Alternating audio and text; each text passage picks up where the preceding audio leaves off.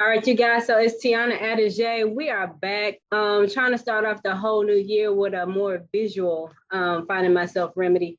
I am here with KoKo French. Um, she's man, I don't know if I could go back, how many I'm just trying to see where it all began. Like she's been my little sis for a long time. And it actually, I'm just gonna be honest with you guys. It started with my mom coming around her grandparents. They were more like, mentors to my mom as she was in her, I want to say early 30s maybe, after she had me and my twin brothers, because then shortly after, that's when my younger brother came along. But she would just, go over there, visit them, just is by way of meeting them through church. So I mean, just to be able to see the offspring of their offspring in action, and even just growing up has been amazing. And so I'm here with her today. I'm just gonna ask you, how you been? How have you been, sis? I've been good, just trying to make it pandemic. What you said. What you said. So they got this new strand of the COVID thing or whatnot, but we're really Yeah, not the here to talk about. Amorian. Yeah, Omicron, Amari. Already starting off on the wrong foot. It's okay. This is how we do. So we're gonna try to behave, but yet there's no promises to that.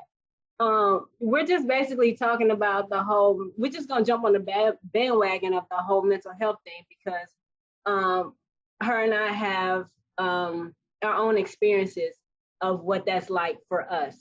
So I'm just gonna get into the questions, and however we flow is how it's gonna be.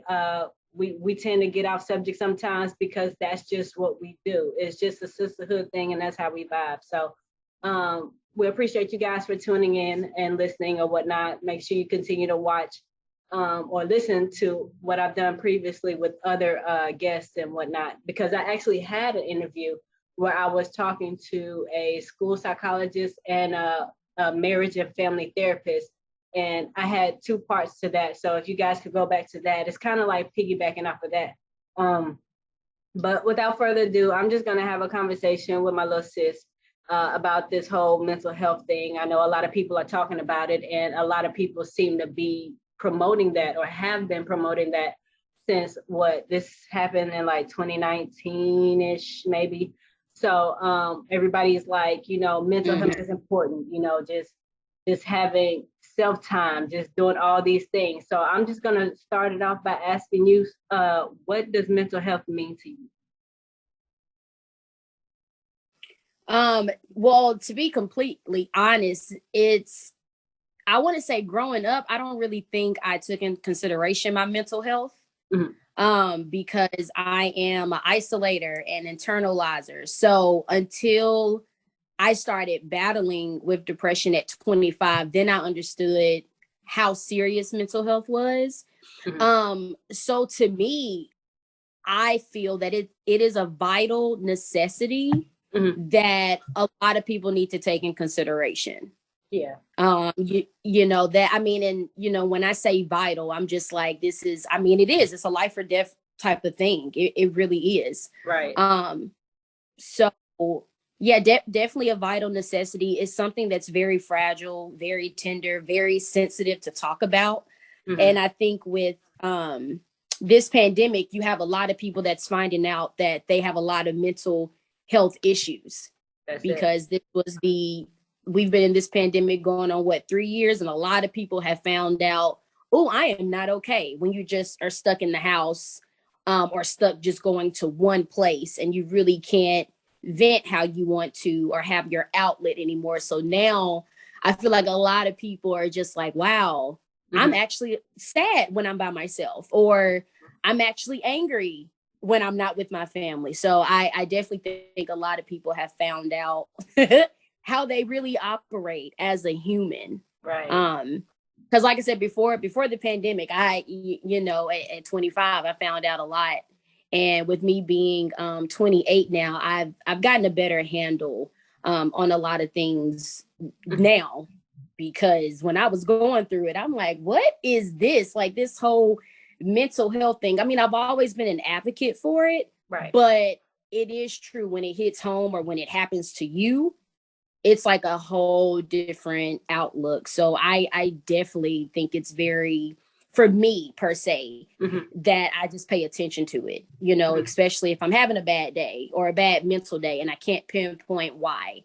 So I always, like I said, make it a vital necessity just to sit down and just regroup. So that's where I am.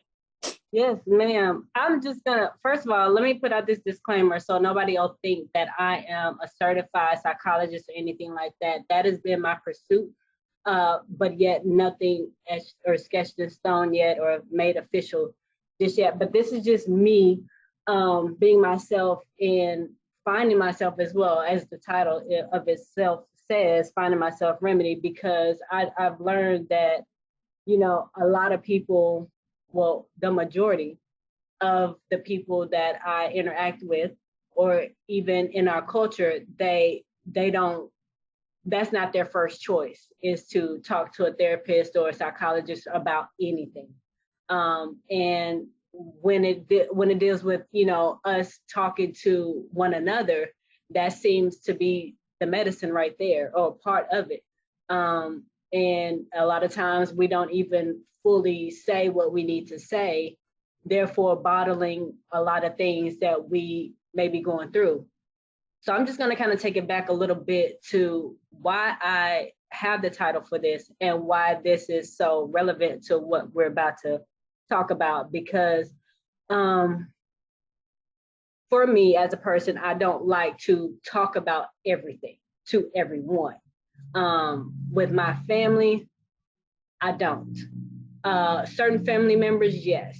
Everybody else, they deal with things the way that they deal with them, and that has caused me to be at a battle with myself, not just with them as family, but it's like they always say, family, we all we got. Are we really though?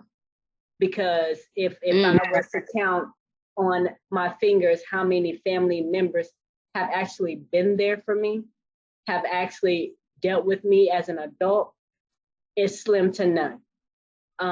And growing up, I was one who bottled in, and still do at times, bottle in some things that I deal with and try to handle it on my own. Which kind of jumps into what you were talking about just a second ago, sis, is that when we are limited to our expressing of how we feel or what we're going through, is only certain people that we can relate to or that can relate to us, that we can share everything with. And if we don't have those people around us on a constant, then it's like we're only forced to hold that stuff in more than we need to. So this has been my outlet, to not only understand myself, but to understand that I'm not, or to realize that I'm not by myself, as we all say, but to also see how others were able to get through almost the same situation that I'm going through. And even with me and you, it's just like we talk. We do. We have our talks, we have our moments, and it's not for everybody to know. It's not for everyone to know what we're dealing with, but yet we can trust each other well enough to say that, hey, I can see that you're going through this or whatever. How can I help? Or even if you don't say anything, or vice versa, it's just like we can pick up on things. And to me, that's the relationship that I can see happening with a lot of people. And when someone interferes with that, it's just like, okay, like, who do I go to? Because I got me to deal with. I got to do some soul searching, all this other type of stuff that I was really kind of, trying to distance myself from. For example, a lot of people are always on the go. That's their outlet. That's how they familiarize themselves with what they're dealing with and how they get over, per se, some things. But for me, I can be both. I can find myself being busy just to cope, but yet I need somebody to actually talk some things out with so that I can cope as well. So it's like I can internalize things too, but yet I don't expose all my business to everybody. So with that being said, I just wanted to lay that foundation to say, or ask rather, when do you think it started for you? Because this whole pandemic thing was not the beginning for me. I don't know. Right. So, I mean, how would you describe the happenings of the whole realizing that you had some issues that you needed to sort through, and even with the depression and all that? Honestly, growing up, I know my mom would tell me I had to be maybe 10. She told me that she was like, you've been in therapy before, because apparently at 10 years old, I was acting out. And I was just like, like I said, I have no remembrance of that. But when she told me, I was like, oh, okay. So I guess for me, it started then. But I want to say when I became more aware is when I went off to college. Okay. I know I went to Ball State right after high school, but when I transferred to WKU, and I was there for 3 years, and just how really getting a dose of racism and really getting a dose of how Caucasians look at African Americans when they're trying to be in a profession that is technically a white profession, if that makes sense, So I want to say my freshman year at WKU, that's when I didn't want to like belittle myself or dumb myself down, but I want to say that's when everything started to make sense. But because I internalized, I didn't say anything. Right. So you talk about going 3 years with professors disrespecting me, saying because of my skin tone, I can never make it in the medical field, or because I went to an arts high school, I don't know what I should know, like regular people. So definitely when my WKU years is when I was aware of it. And of course I spent like my early 20s. I mean, to think I can say I spent my early 20s somewhere, because I'm in my late 20s now. Right. Wow. But considering like in my early 20s, 22, 21, 22, I really started to figure out like, oh, I'm not okay. But I'm not going to say anything, because like I can handle it, it's cool. And then of course, as things got rough, and then finally right when I turned 25, I was telling my mom, okay, I need to come home. Didn't know why. Really couldn't pinpoint it. And then once I got home, and then some other things happened, and I can just remember when I turned 25, and I want to say the month of October, because I was like, yeah, you was at my 25th birthday bash. So it's like everyone thought I was happy, but I was not, until October hit, and everything just like shattered for me. So yeah, like I said, it pretty much was early 20s when I became aware, but apparently it started like when I was like 10. Okay. And I was like, actually out, like why? Right. But what could it have been? But yeah, and like I said, just growing up, and you go through the emotional hurt, the mentally being hurt. Just to be real, I thought I was spiritually hurt for a long time. Like, why would this happen to me? And just trying to like battle all through that. I remember sitting in my apartment like, so why am I not okay? I couldn't pinpoint it. Like nothing was making sense, but I was like, it's cool, I can handle it.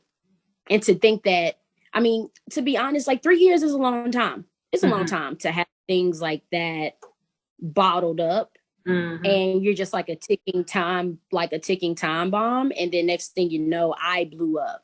And it was like no turning back. I can say I was definitely set in my ways. I was just like, okay, I really felt I was going to be like this for like the rest of my life, how bad I was a couple years ago. Because I mean, I didn't recognize myself, and I was like, cool, bet this is the new me. And the fact that sometimes your mental, it can make you think things like that. I was just like, yes, no, we say the mind is a terrible thing to waste and things like that. But I'm just like, no, even when you have people that are diagnosed with like dementia and things like that, the mind is the first thing to go. Right. It's the first thing to go. And your heart is the last one to fade out. When people be thinking like, oh, you know, they're brain dead. It's like, yeah, but their heart is still like there. The fact that I felt that all of me was just gone.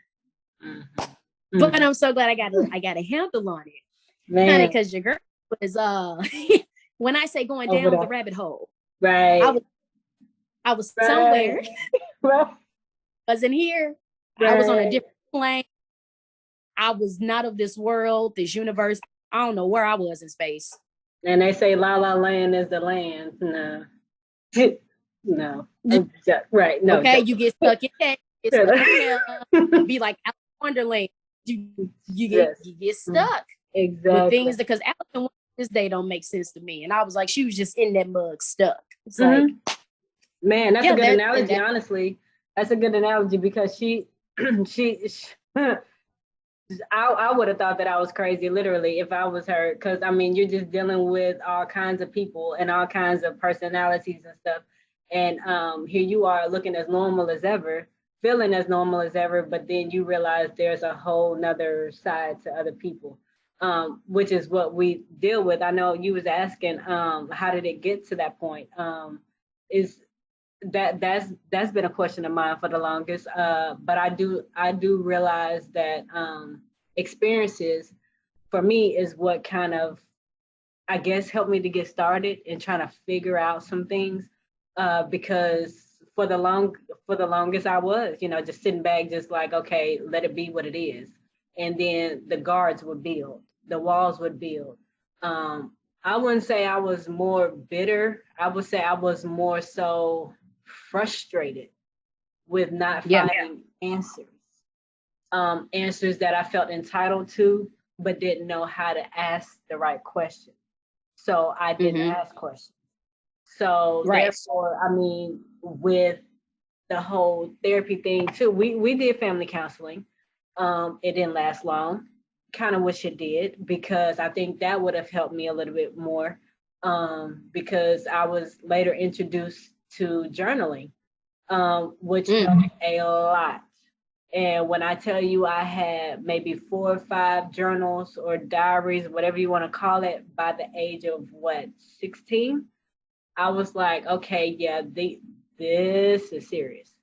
And I didn't really have, like I said, I really didn't talk much about everything, but I wrote about everything.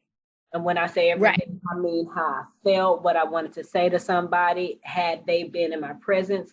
But anything further than that, it's just like, no, I'm not going to say it because I don't want to hurt nobody's feelings.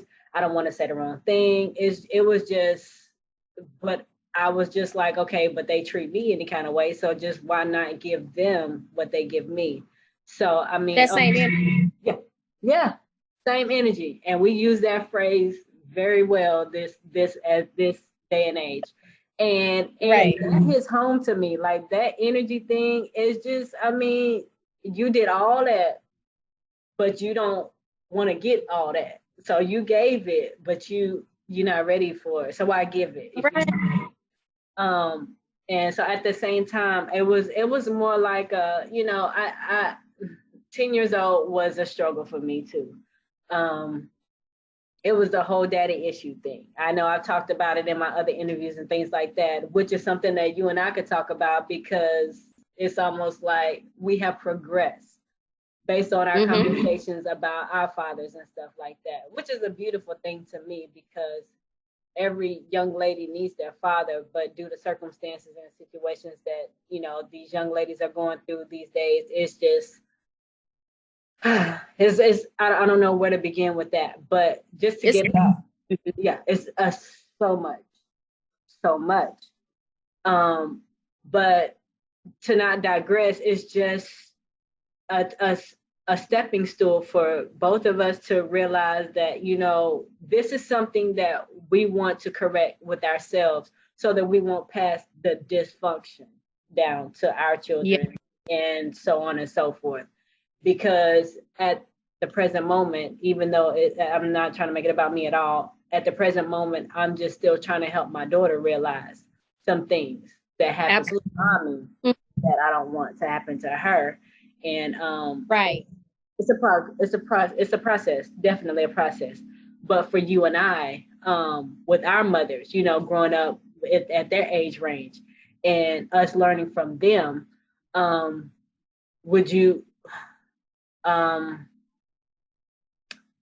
would you say that that relationship with you and your mother has helped in some ways as far as you getting better from, you know, how you said when you were younger, it started to develop and then you went to therapy and things like that. But as you got older and about your 20s or whatever, because to me, y'all's relationship pretty much didn't change because y'all have always had that open floor or open atmosphere to talk about any and everything.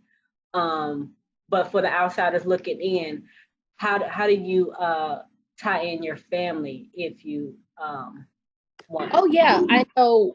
Well, like I mean, like you already know, me and my mom are the same person, and basically have that close knit relationship.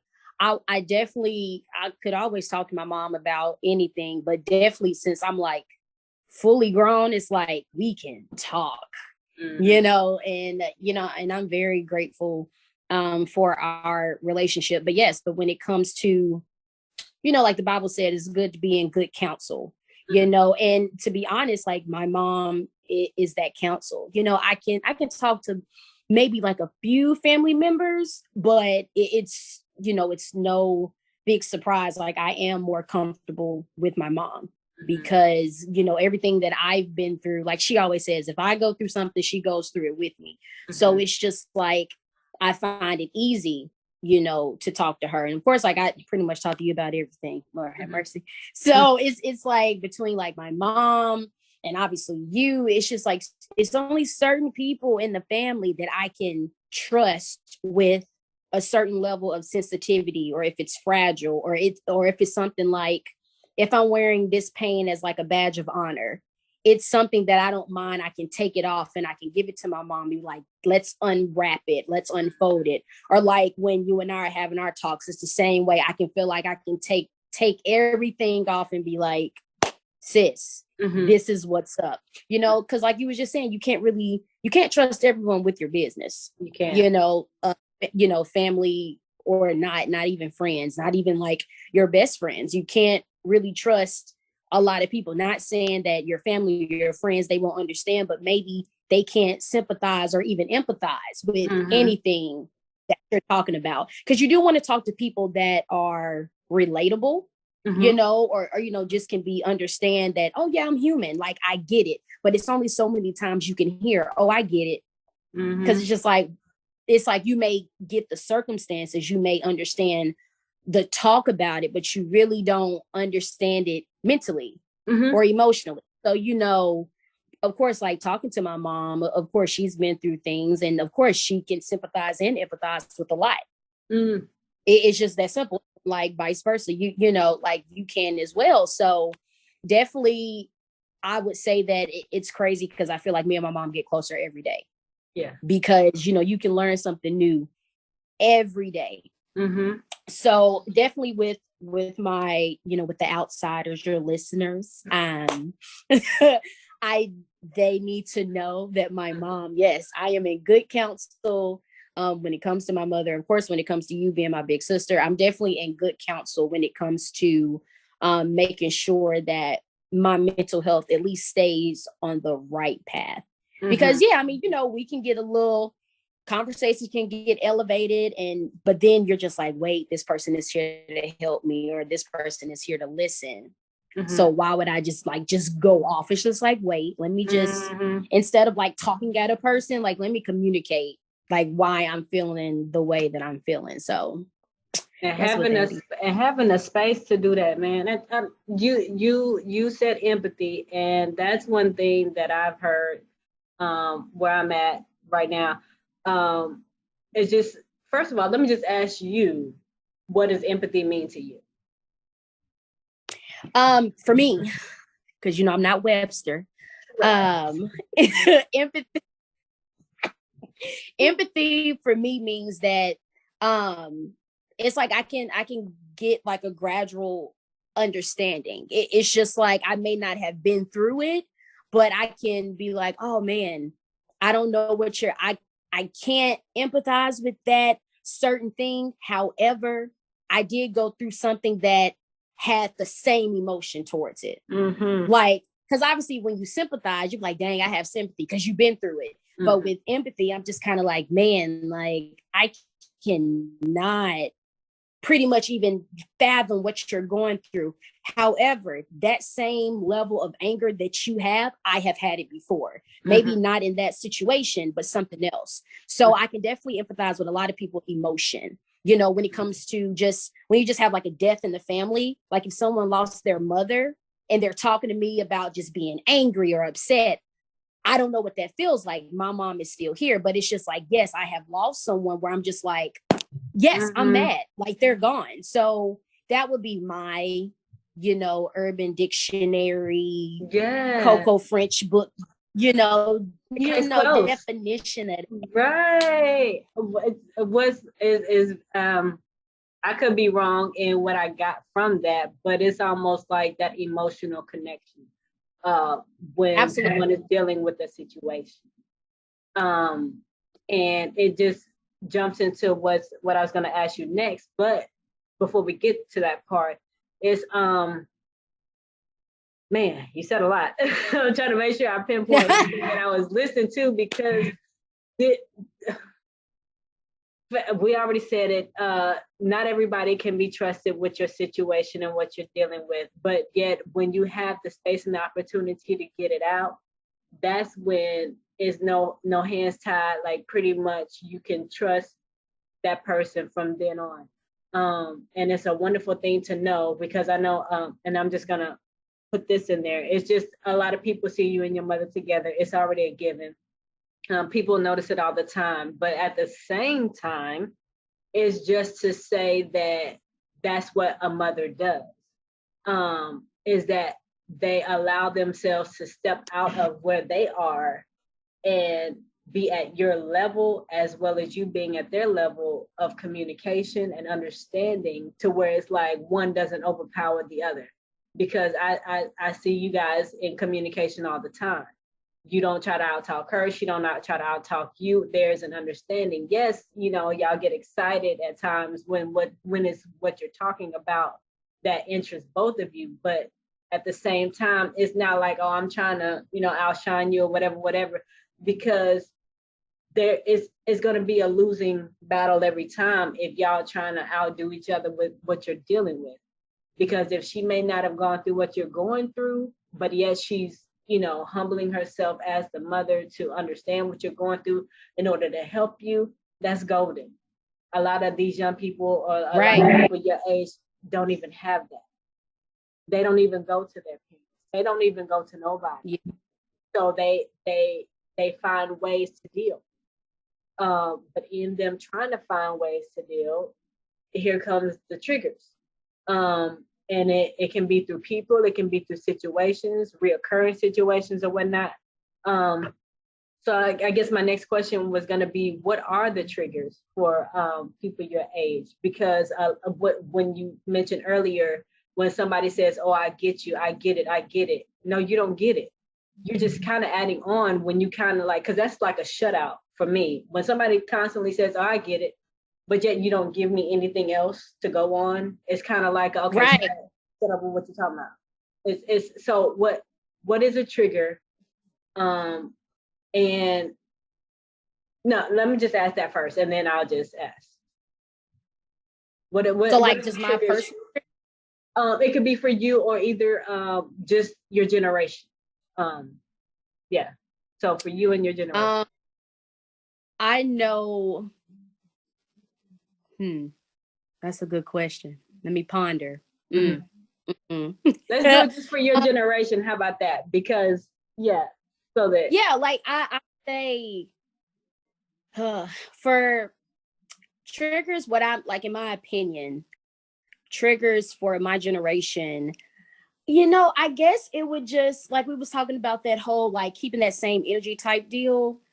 I just know we use that. Oh, let's keep that same energy. I just feel like when someone says that, you've instantly already been triggered, because it's like you can be thinking about something or going through something, and you're quickly will be like, okay, well, they wasn't here when I went through this, but I was there for them. Okay, let's keep that same energy. It's like instantly we get triggered through comparison, because we're already thinking about what someone didn't do when we did it.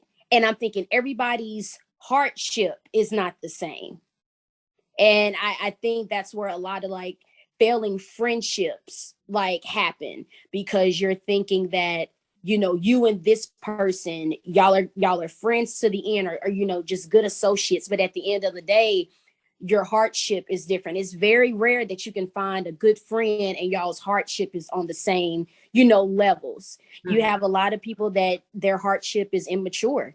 They're mm-hmm. just going to always be like, oh yeah, I'm here for you, but they don't want to elaborate. They, and I know me, I love hard. I like hard, like that. That's just me. I'm a hands-on type of person.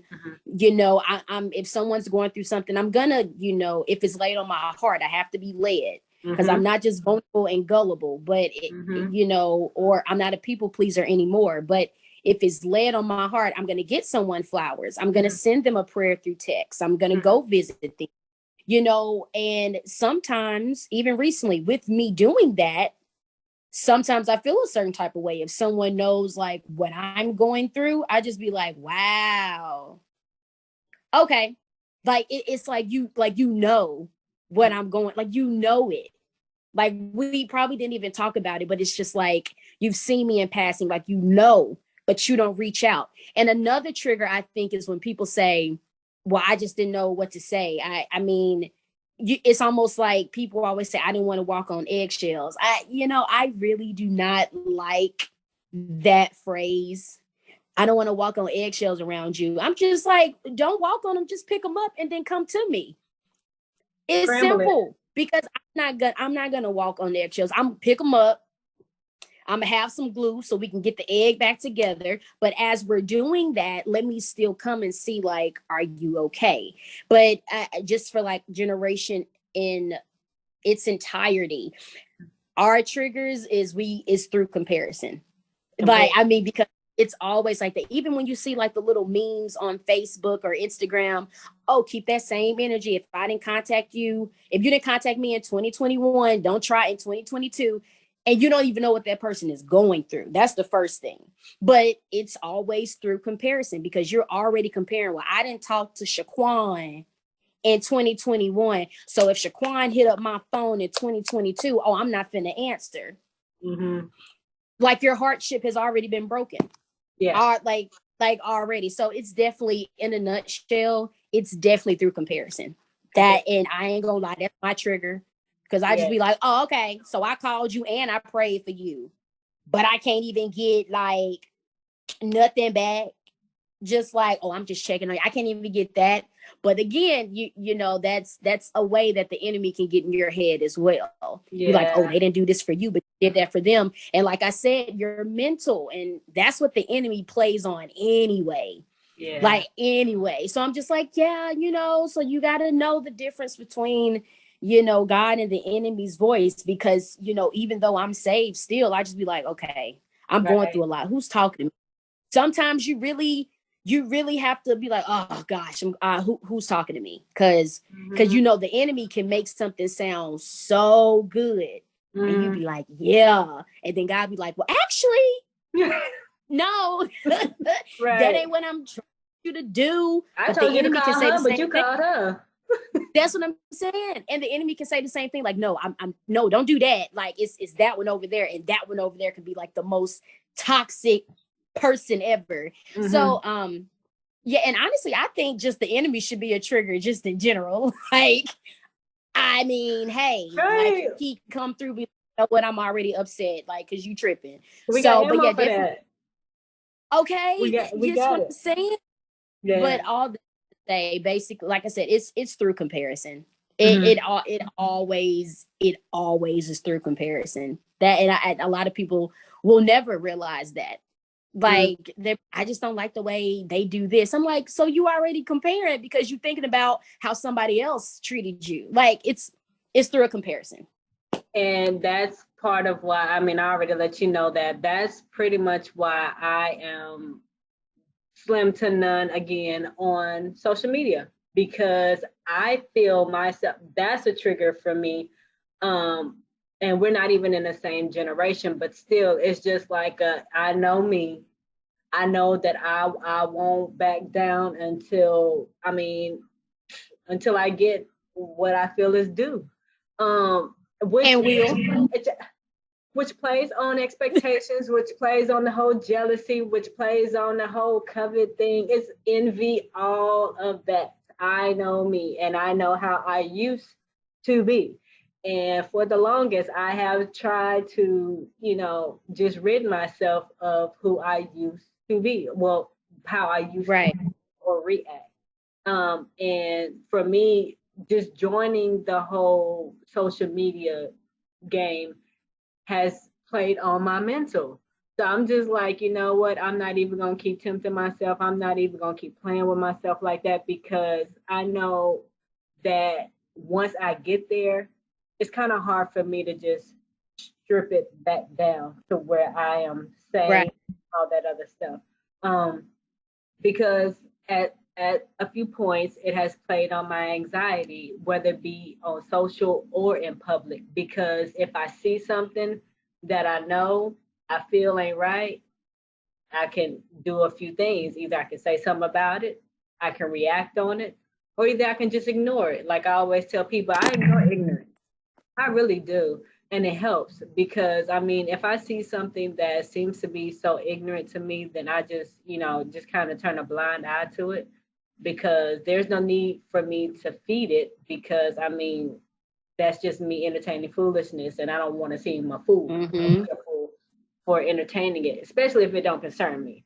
But if it does, then I will act accordingly. But outside of all that, it's just, I get what you're saying with the whole comparison thing, because it's been a thing for us growing up, even with competitions and things like that. Like I mean, you dance, I do music. And that's one of the things that I hated to the core when I was doing the whole music thing growing up, because I didn't know how rough people can be or how rude people can be. Like, it's so raw with the whole competition thing. And I'm just like, okay, I kind of saw it as a friendly competition, but you saw it as something totally different.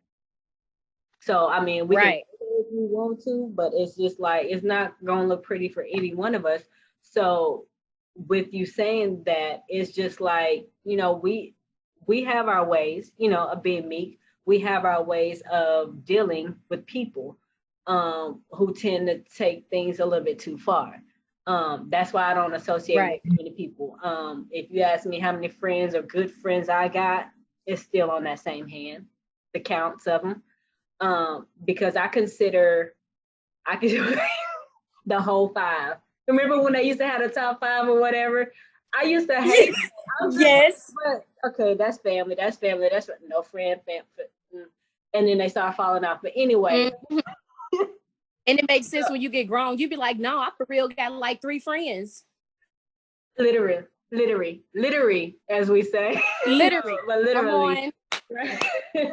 But it's just legit, because we consider our friends to be those who not only we associate with on a regular, because I mean, I want to be that type of friend to where it's like, hey, we could talk about whatever. I would say whenever, but I mean, due to my time when I go to sleep, it's just like not on everybody else's schedule. So I just, when it's a wrap for me. But when I'm up, we can converse. And so, I mean, like you were saying too, I mean, we have our certain ones that we can reach out to. I don't have as many, because I know how to keep a tight circle. I know how to trust certain ones. If I feel like you're going a little flaky on me, then you can just take that on elsewhere, because you'll barely be hearing from me. You'll barely be seeing me. because I do tend to mind. I love minding my business. It makes no matter of difference for me, and I feel as if you do the same, because you have your the ones that you communicate with, and it's just another golden thing for us to have those people, whether they be older than us, the same age, or whatever it is. It's just we know what's what. And it's going to lead into the whole next question as far as these whole behaviors, because we see people switch up as they get older. We switch up as we get older, but we do it in a strategic way because we see that, okay, so and so ain't acting the same. So and so ain't got the same vibe that they used to have. Don't blame it on age, just blame it on the fact that you just done got associated with the wrong people, or either I may have and I haven't seen it yet, but I know how to keep my distance, which still plays on the whole comparison thing or whatnot, because it's like, how can you or people your age tell if someone is really dealing with something mentally, or they just have a behavior thing that they're dealing with, like the way that they make their choices? I would say, and probably because, of course, like, with having a mental issue of, battling with depression, pretty much, how I can tell if someone is going through something like psychologically, it's pretty much, it's like their countenance changes. It's just like they, I don't know, they just become like, you can just tell like their soul has darkened. Like it's something going on, versus, behavioral. And honestly, it's just in their behavior, if because it's so funny. It's very simple. I see some people that have switched up, and I'm just like, oh, this is not a mind thing. I was like, no, you're showing me who you are.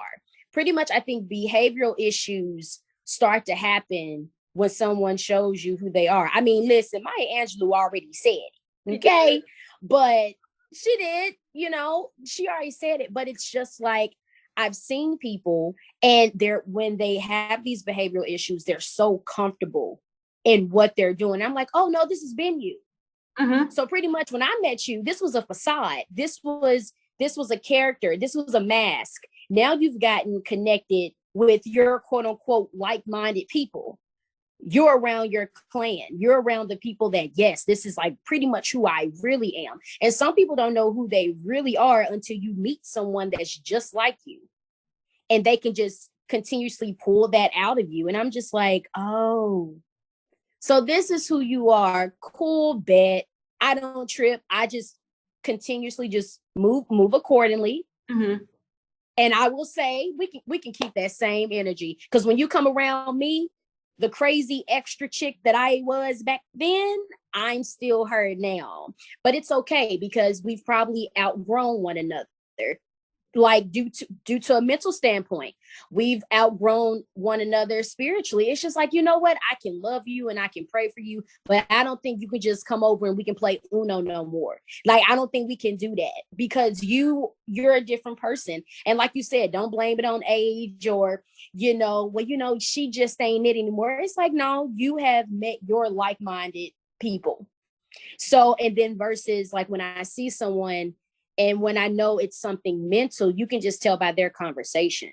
Mm-hmm. Like you can tell, because I would say a lot of psychological things when it comes to depression or any of the eating disorders, it's in their conversation. So with me battling with depression, my conversation is always going to be something sad, or I'm down on myself, or it's something negative. When you hear someone that is, anorexic, it's always going to be something about how they look. They watch something on television, they don't look that way. Mm-hmm. Or being bulimic, they're going to act like they're okay. And then next thing you know, you're trying to figure out, why is your eyes dark around? Like, what's going on? Like, so in whatever disorder, because depression is a disorder, in whatever disorder you have, that is going to reflect by what you say. Mm-hmm. So pretty much with psychological things, it comes from your mouth. versus behavioral things, it's your actions. I mean, I know like OCD is one of them, and ADHD, it's in your actions. You're pretty much, you can't really communicate if you're OCD. You show it. You know what I'm saying? Like, and ADHD, you can communicate it, but you're not fully understanding why it's normal to you. So it's an action. But for me, that's just some of the things that I can tell the difference of. And when you're going through it, or let me say growing through it, you can recognize it in another person, just how, us being saved, what spirit is in operation when you come across a person. It's just like when you have witnessed it before, or like I said, going through it and growing through it, you can recognize, oh, this is what this is. So for me, it helps if I can tell what's going on and I know how to pray it down immediately, like when I'm approaching that person. And the same thing with behavioral issues. I just be like, wow, so you petty and you fake.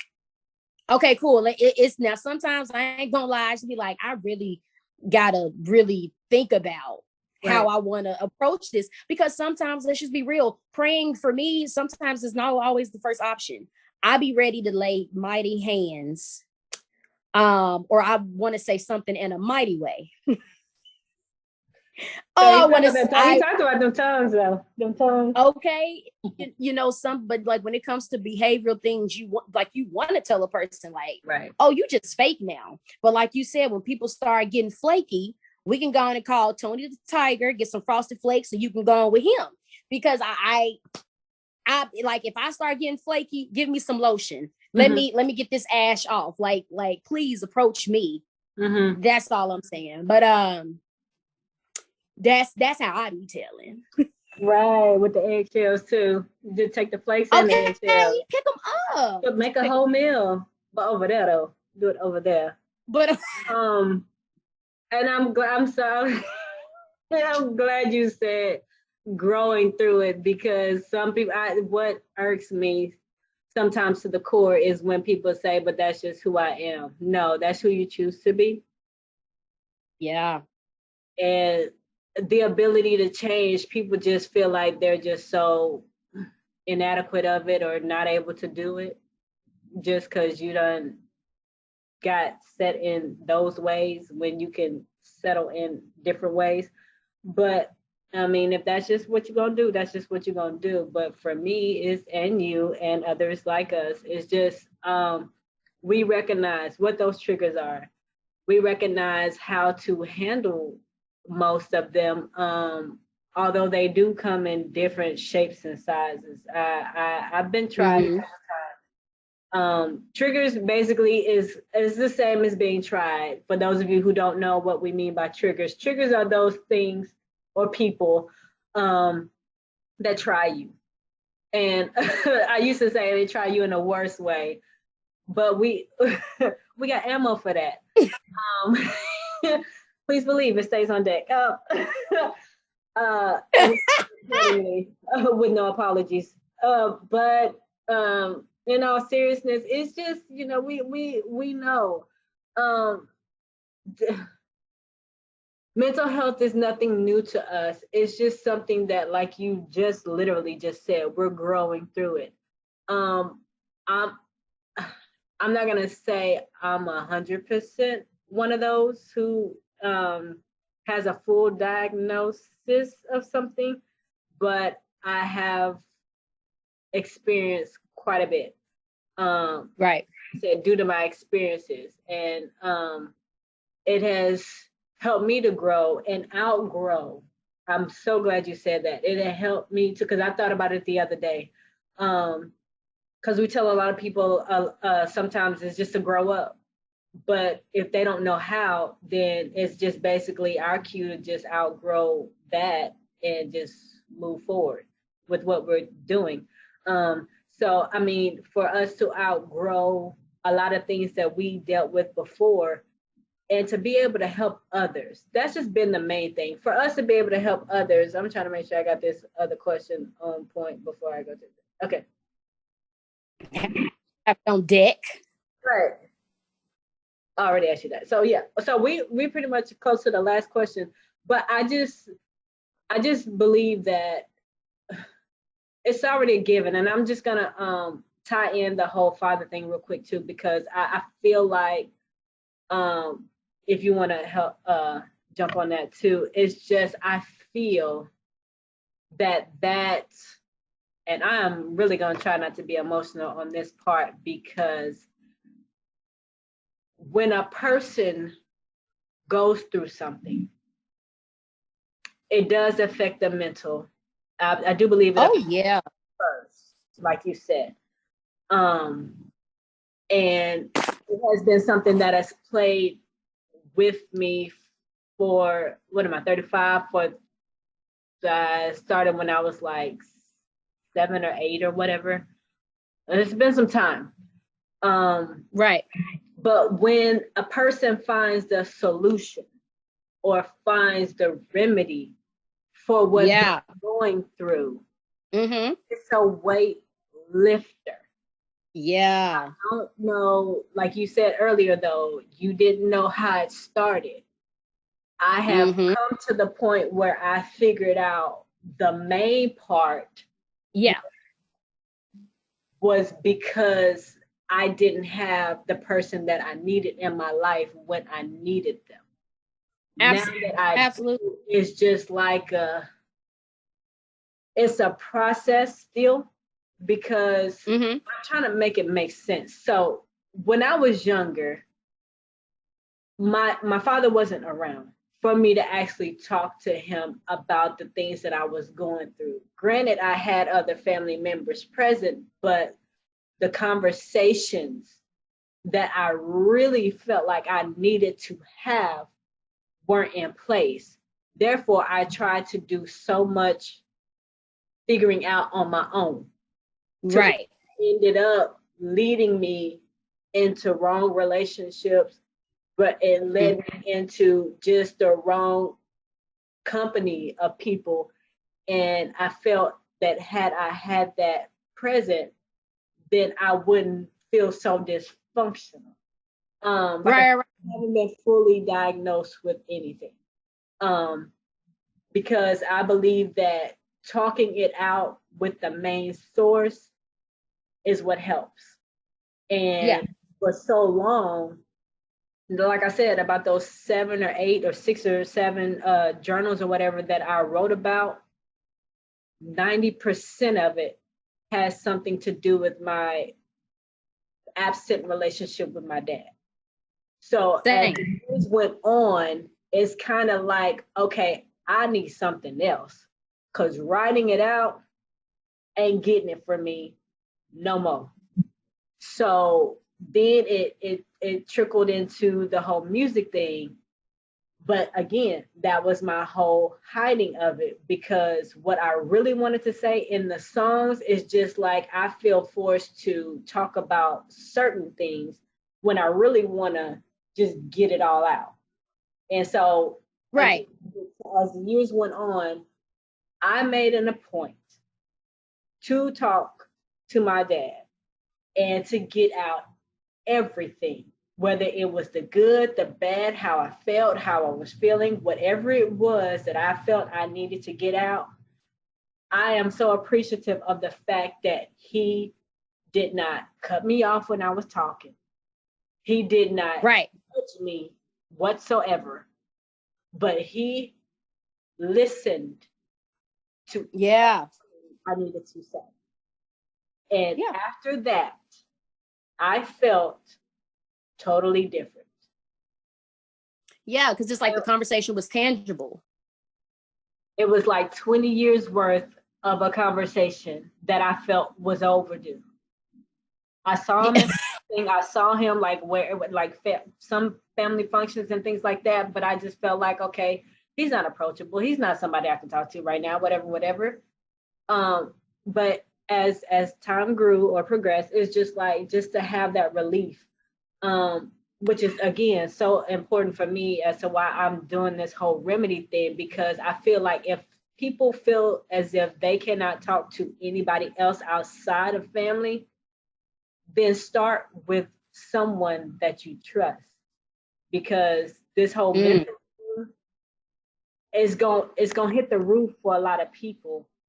But if they don't get a handle on it now, then it's going to explode. And just like you said, a ticking time bomb.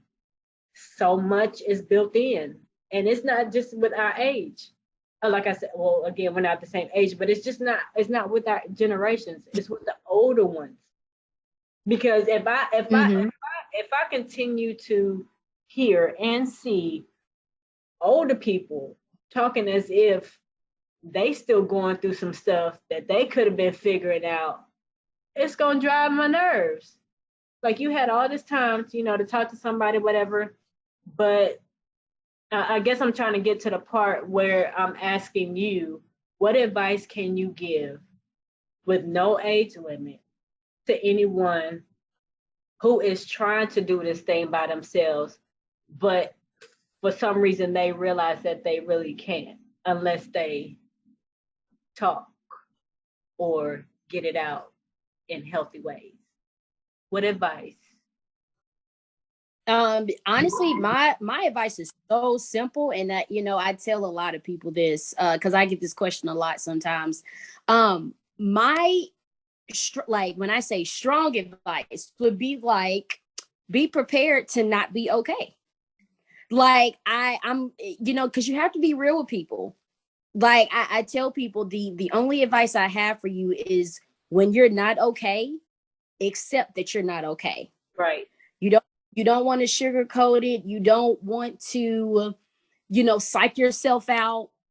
No, the minute you are overtaken by something that is not you, accept that, be present with it, and then figure out what are your strategies, what are your tools to get through it. Because if you sit in it for a long time, you will not move. Because you'll overthink, you'll overanalyze, you'll overreact. And we don't have time to keep going through things over and over again with no solution. So yeah. And like I said, I'll tell a few of my dancer friends that when they ask me, like, how can you be so strong and all of this type stuff, and I was like, besides the point that, of course, like, God is with me through this whole thing. I was like, at the end of the day, I choose to show up for myself when I know I'm not okay.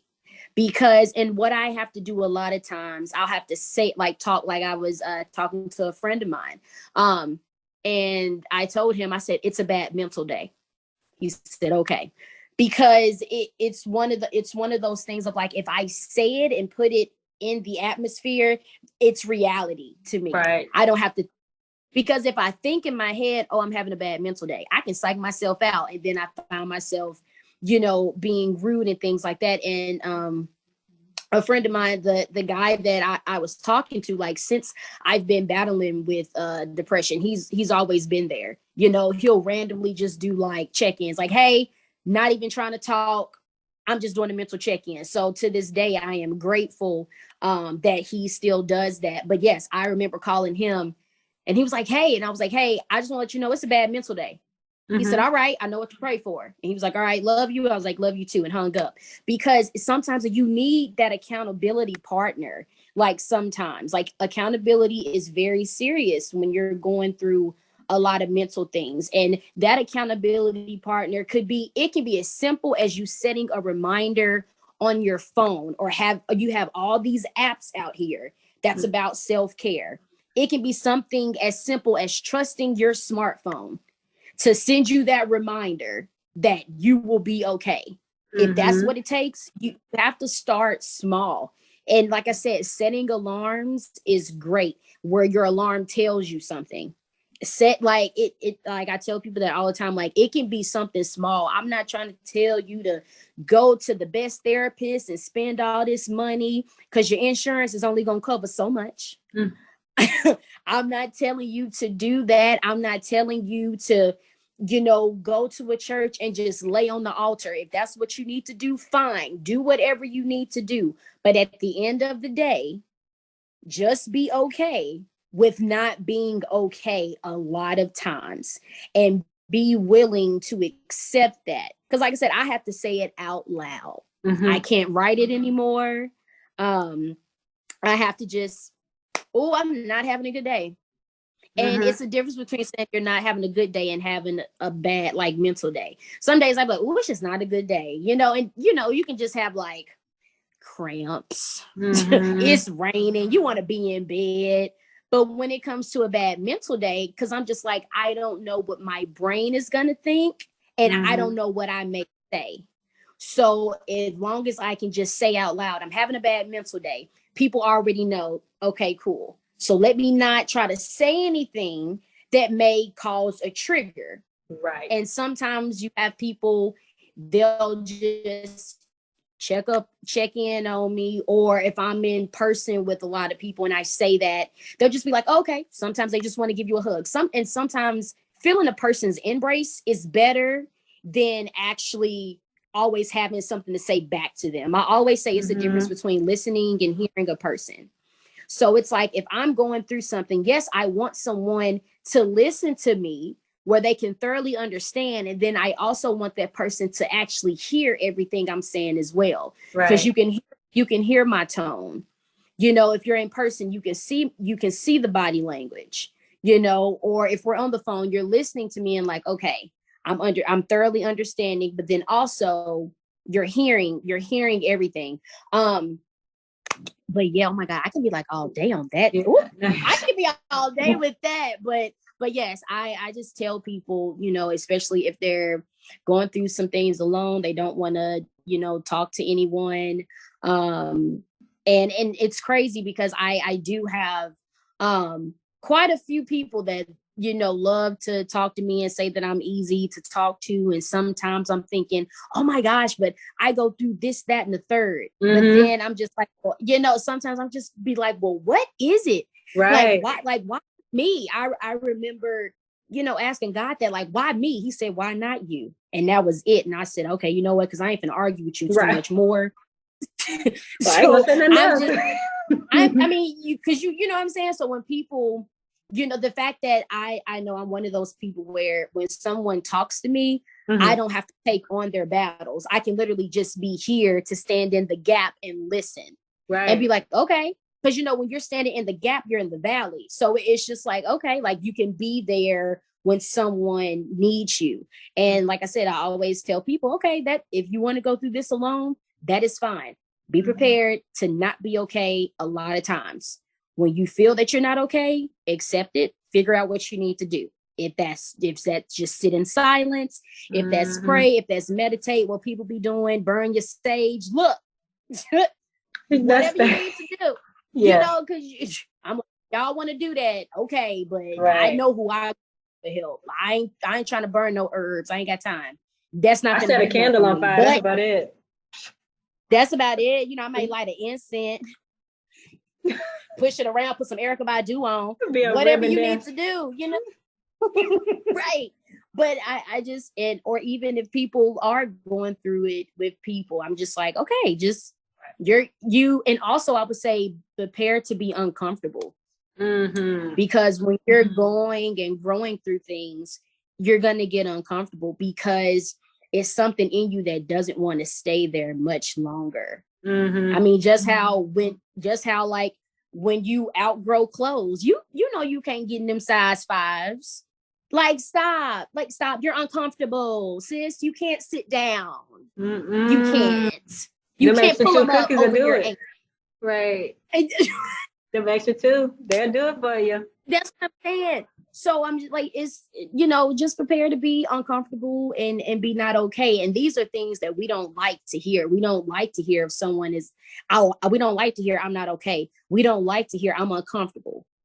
That, and even though, like, in a way, those things are like negative, like, oh my God, I'm uncomfortable. You feel like, oh my God, that's a negative aspect. I'm not okay. Oh my God, that's negative.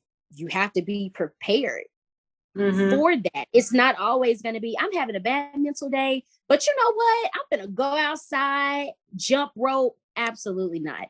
It's like, don't play yourself. Don't put up a facade when you're having a bad mental day. Don't put on the mask. No, if anything, that's when you should be your most vulnerable. take it off, because at some point you are gonna get tired. Mm-hmm. And let me tell you something, I have been so sick and tired of myself that I was sick and tired. I said, okay, I'm done with me. I can't when I tell you I'll be over, I'll be like, sis, I'm over you. Right. Like, get it. You know, sometimes you got, because I talk to myself, I don't mind. I'd be like, ooh, Courtney, it's you good. being so annoying. Yeah. This talk is good. Like, you got to get it together. And I'd be like, you right. You know, it's okay for you to check yourself. Right. I'd rather check me before somebody else do, because if somebody else check me and I don't even know you like that, I'm not responsible for my actions of what happens next. Right. If you check and I don't like, and who are you? Mm-hmm. Like, what bill do you pay? Right. Let me I'm just saying, whose car do you put gas in? Because it's not this one's. Yeah. But yeah, so definitely be okay with not being okay. Be present with that, accept it. And you have to start to learn and adapt to be uncomfortable. Right. Because it's gonna happen, especially if you just want to do it by yourself. Mm-hmm. It's better to be not okay and uncomfortable when you're in good counsel, because you feel safe. Mm-hmm. But honestly, with you going through like your mental health things by yourself, it's almost like you're in the middle of the ocean with no float. That's it. You can only sink. So why not be in good counsel and have people around you that can hold you up? And to further that analogy, it's just basically staying on the shore. If you know you ain't gonna be able to swim in it, then what? I'm just gonna get my feet wet. Okay. One minute you're getting your feet wet, the next minute you're trying to walk on out there. And you go That's further what I'm saying. further. Or if you don't want to get your feet wet, then stay over there and lay on the beach towel. You ain't even got to go to the water yet. Just go to the beach. Just know it's like, I'm gonna get there. Just go to the beach. If you don't want to get out the car, put your feet in the sand, stay in the car, but look at the beach. Just whatever you need. And if you're ready, get out the car, put your feet in the sand. I'm not telling you to go to the water. If you just want to stand there, stand there. Just have your sunblock. That's all.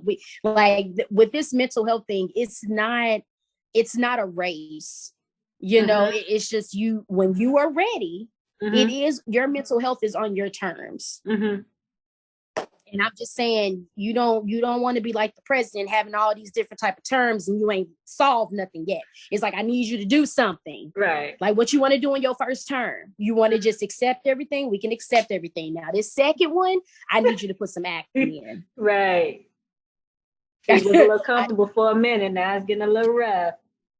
That's what I'm saying. So it's, like I said, if you can't get in the water or stay on the shore, just at least go to the beach. Right. At least advertisement. Just flip pages. Just look at it. You know, just get in the car, just like at least leave. Yeah. Just go look at the waterfall. What do you say? Don't go chasing the waterfall. You ain't got to chase the waterfall. You can just go look at it. No, because I'm not gonna run nowhere. I'm walking. I'm tired. Right. Because it's like, if my mind is already if I'm already racing in my thoughts, let me walk. Right. Let me walk a thought or two. I'm tired. Let me just roll. Just log roll. Let me roll in a thought, because you know my mind be racing. I'm tired. Yeah. No. No, like I'm gonna stay in the slow lane. Yeah. Because if I go in the fast lane, I'm gonna get a speeding ticket. And then I'm going to overthink everything. Oh, it's road race for me. I'm sorry. Okay, listen, we just need to write a book on analogies. That's how I'm feeling at this point. It'll do it. Man. That's all we're saying.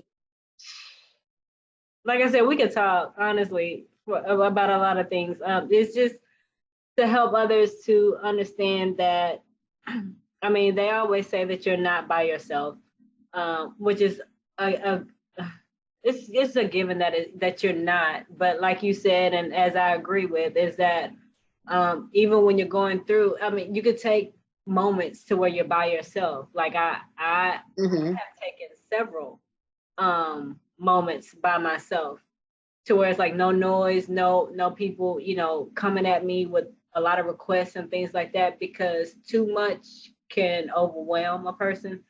And once you get overwhelmed, it's just kind of hard to find your balance as to where to regroup. So it's good to take that pause, because when you feel that adrenaline, or when you feel yourself, getting to that point, that should be a person's cue right there. Because like you said too, is that my mind races, and as well as a lot of other people's, but it's just what you do with your thoughts. Do you entertain them, or do you continue to let them run, or do you just shut them down and just be like, okay, no, it's not time for that. So I appreciate you, sis. Honestly, I do, and I believe that this will hopefully help quite a few people, if not more, to find out what those triggers are, how to resolve, and how to have your own remedies, or have your own solutions to, not necessarily coping, but to grow through, like you said, to grow through what a person is experiencing. Because it won't magically disappear. It's just something that you are working through, so that it won't be overpowering in a person's ability to even function in today's society. Because who we were those years ago is not who we are now. So it's just taking from what we've learned along the way. Because you didn't choose to sit in what you were dealing with, like you said. And so you chose to do something about it, which is the option that everyone has, to do something. Whether they start off small, whether they start off with, dissecting who you are associated with, because those can be your triggers, believe it or not. You may think that you're sitting comfortably with the people that are around you, but in reality, that could be the very reasons why you feel the way you do, even with the situation. So, all in all, again, I do appreciate you, sis, for even taking the time out to even just talk about this. I hope it wasn't too sensitive for you or anything like that, but I do feel and believe that somebody was able to get something once they hear it. It wasn't sensitive. I use Vaseline. I don't know what to say on that. That threw me. I wasn't ready. I wasn't. Yeah, sensitive skin. We good. No flakes. We good. No flakes. It's KoKo French, you guys. Y'all check her out on her social media sites. She is there. Would you like to share what your social medias are? Yeah, they're all the same. It's Courtney, KoKo French. It's all right there the same. We just keep the same handle because I don't even have time to look for myself like that. I just need it to be my name. And it is what it is. It is what it is. On that note, sis, you know how we do. We're going to talk later, whenever. Yeah, like when this is over. What? Ain't nothing changed. Ain't nothing changed. All right, sis. Well, you know the deal. Love you. Love you too. Continue to take care of yourself, as always. Of course, you too. Absolutely. All right, dear. See you.